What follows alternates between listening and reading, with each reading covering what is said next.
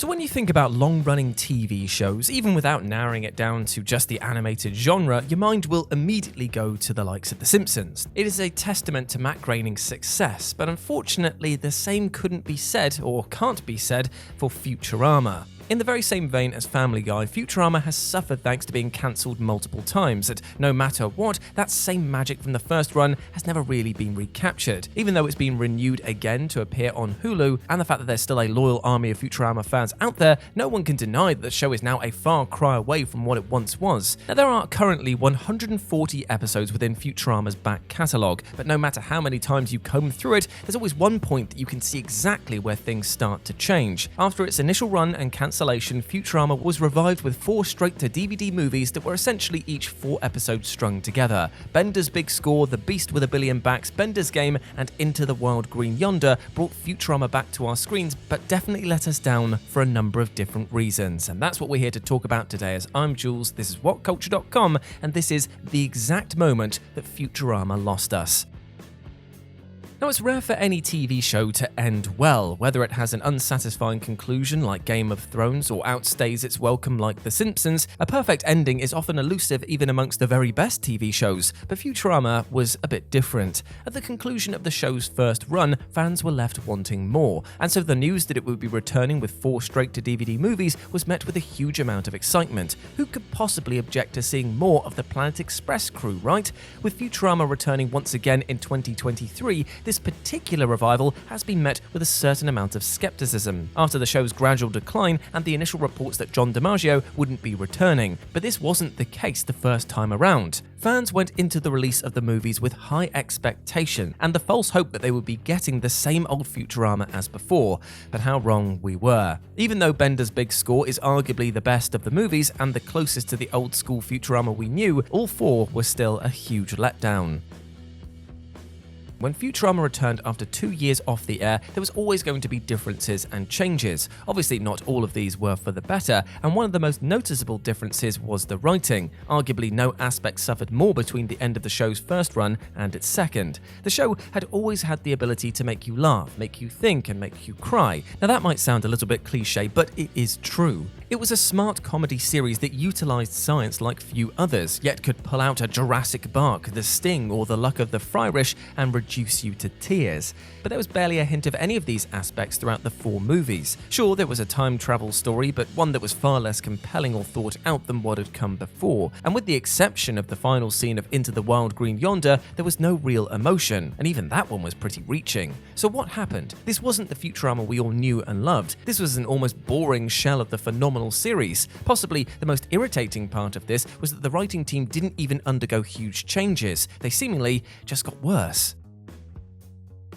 But maybe this was because everything felt rushed. You see, the 4 movies that made up Futurama's return can be broken down into 16 episodes, which is essentially a full season of the show, and that is a lot of work, and it definitely feels throughout the movies that there were far too many corners cut and moments rushed. The storylines of all 4 lacked somewhat, in particular The Beast with a Billion Backs, while Bender's Game was just a weak spoof of several different fantasy stories mixed into one. But the worst culprit of this, however, was Into the Wild Green Yonder. The 4th and final movie was absolutely riddled with mistakes, plot holes, and continuity errors. Leo Wong randomly had 5 fingers at one stage. When and where the feministas revealed themselves and who knew what was going on was ridiculous. And during one conversation, the professor's hand very noticeably changes to that of Hermes and back. The whole thing stunk of being rushed and that no one actually put in the effort to make it as good as Futurama used to be. And so why should the audience care about a project if the people actually making it clearly don't? When you think about the most iconic moments in the history of Futurama, chances are your mind will immediately go to Seymour waiting for Fry outside of Panucci's Pizza, and Fry finding out that his nephew had been named after him to carry on his spirit. These are 2 of the most emotional moments in animated TV history, and thanks to Bender's Big Score, they have both been ruined, as has any imagery of Fry's family missing him, even those from Game of Thrones that came 6 years after the first movie. In order to escape the alien scammers in the 31st century, Fry used the universal time code and jumped back to the year 2000. From here, his time paradox duplicate lived for 12 years before discovering he was actually Lars and rushing back to freeze himself again. This meant that to the people of the past, Fry didn't disappear in the year 2000. He was there every day for Seymour before ultimately going on his voyage. And since he never mysteriously disappeared, there was no reason for Yancey to name his son Phil. Now, time travel is a tricky narrative to navigate, and in doing so, the Futurama writers ruined some of their greatest ever moments. Because as said previously, the perfect ending is something that most TV shows will never experience. And with The Devil's Hands Are Idle Playthings, Futurama kind of did. However, this was ruined with the return of the show. The first Futurama run came to a close with Fry and Leela walking off into the distance together. Now, this was part of Fry's holophoner recital, but with Leela the only one left to hear it despite it sounding terrible. This was all the confirmation fans needed that they were finally getting together after all of this time. And what a way to end the show. Fast forward to 2 years later, however, and it's like the writers forgot that this was where they were supposed to pick things up from. It was like this incredible moment in the story of Fry and Leela, which is arguably the most prominent and important story throughout the series, never happened. When the Planet Express crew reconvened, Fry and Leela's relationship was barely even referenced. Fry was still like a lovesick puppy for Leela, but she still barely noticed him. Instead, she fell in love immediately with Lars. Yes, this was still ultimately Fry, but she didn't know that at the time, and in completely ignoring the final scenes of the show's first finale, the writers once again ruined one of their greatest moments.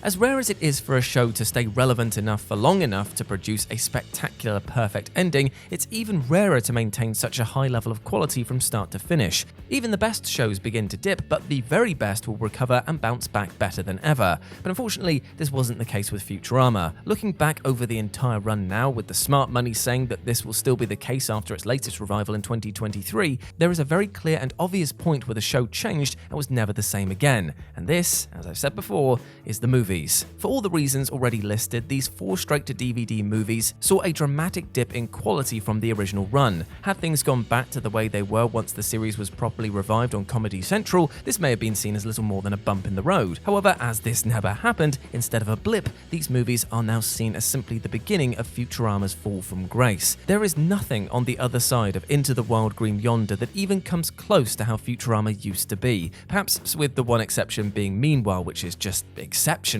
But things have never been the same since the movies, and it's impossible not to resent them slightly for it. And there we go, my friends. That was the exact moment that Futurama lost us. I hope that you enjoyed that, and please let me know what you thought about it down in the comment section below. As always, I've been Jules. You can go follow me over on Twitter at RetroJ, but the O is a 0, or you can swing by Instagram, where it's the same handle, RetroJ, but the O is a 0. Hope to see you over there.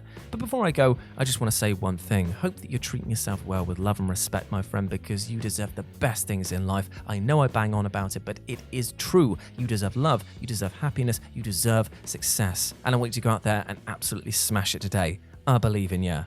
As always, I've been Jules. You have been awesome. Never forget that. And I'll speak to you soon. Bye.